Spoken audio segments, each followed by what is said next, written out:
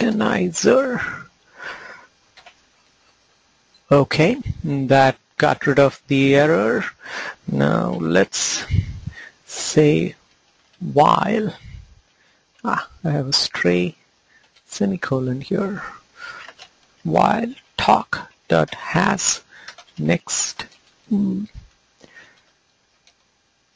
has next token, and that's more tokens.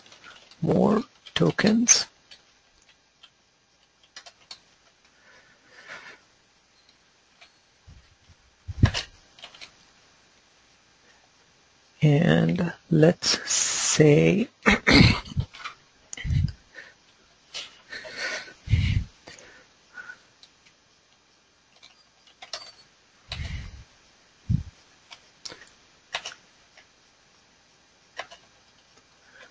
next token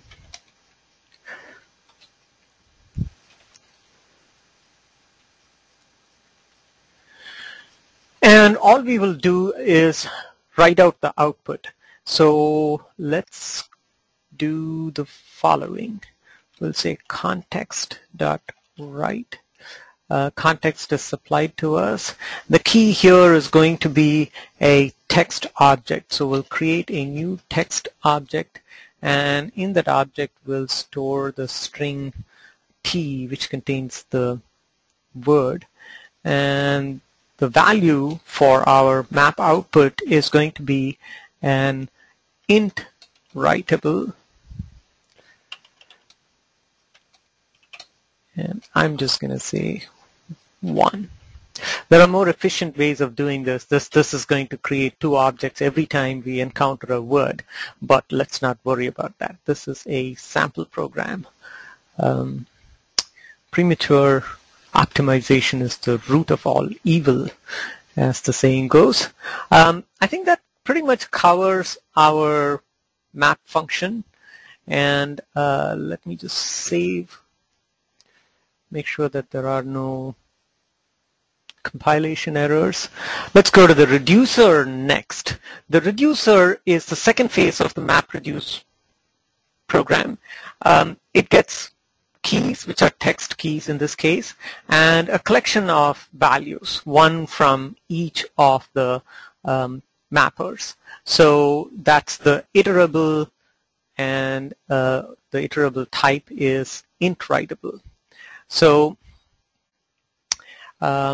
what we are going to do is to sum up all these values. So let's say int sum equals 0. Let's declare an integer variable for summing up all these values. Then let's say sum plus equals value dot get. After we've gone through all of the iterables in values, we'll write out the total sum. Context.write key, we'll just pass the key through since we're going to use the same word as the key, and the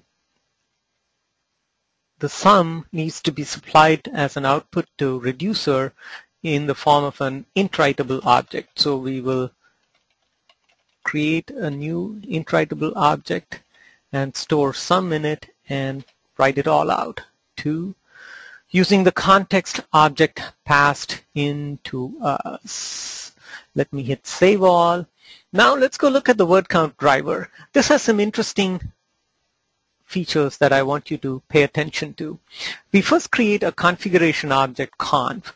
If you want to set things in the configuration object, you should set it before the next step, which is to create a job object using the conf. And the template has conveniently created us a job with this specific name. So when we look at the job tracker, we'll know what type of which one is our job. There are some comments here regarding the use of S3 storage, setting up access key and secret access key. We'll look at all of those in other classes in this course. let's go forward and change a couple of things that the template has provided us. The template is expecting input in arg0. Let's just use supply the input directly. User Ubuntu is the name of the user we're logged in as, and the name that we have in HDFS. So the file itself we had copied into Shakespeare.txt. So I'm going to call the input user Ubuntu Shakespeare.txt. Shakespeare.txt. That's it. And the output path is a directory where the output will be written. And I'm going to say user Ubuntu out is where I want the final count of all the words to be written out to. We don't need to change anything about the rest of this template, so let's hit save all, and we're going to submit this job to the job tracker.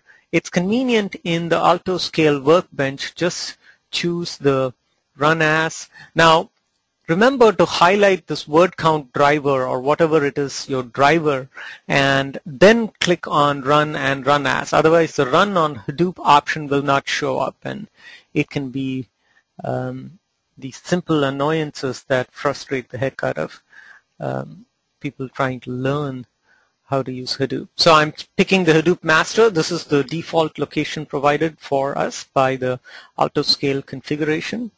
I'm going to hit finish.